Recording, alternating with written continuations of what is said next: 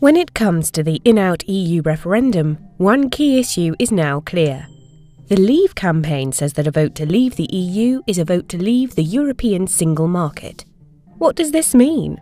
What is the single market anyway, and why does it matter?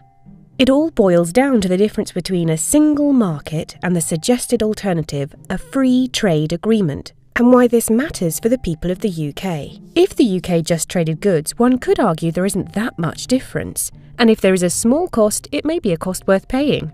But with services, it is a different story.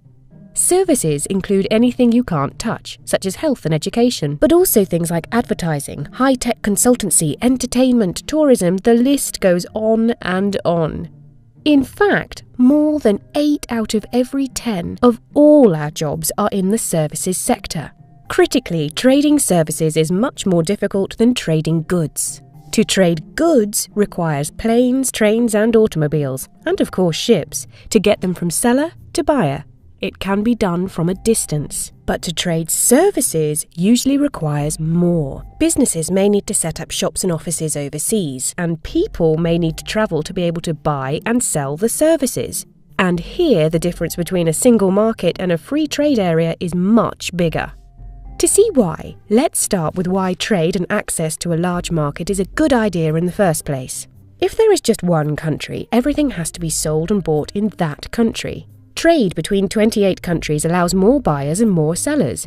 It allows people to specialise in what they're best at, leading to greater choice and opportunity.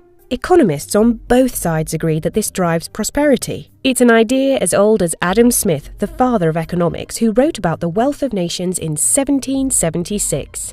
This was what Margaret Thatcher had in mind for the EU, to be a large, single market, a level playing field that allows Brits and British companies to compete. And when it comes to services, we happen to be good at it. The UK sells £21 billion more services to Europe than we buy from them. And for every pound spent on British services, British workers have added more value to those services than a pound spent on British goods. And that's what ultimately matters for British prosperity. So, what does a single market need? 1. A single set of rules to create this level playing field and to make sure we all play by the same rules.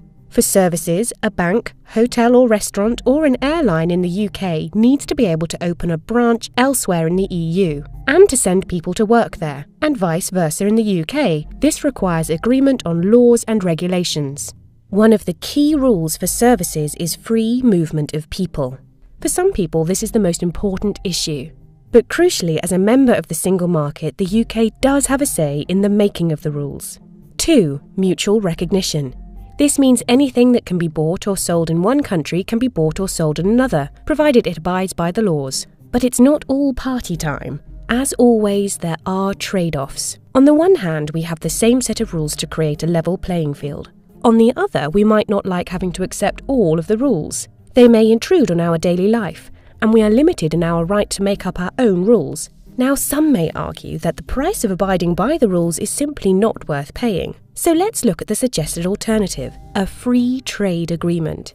Here it is also agreed that no taxes, tariffs or other barriers will be placed on goods that are traded within that area.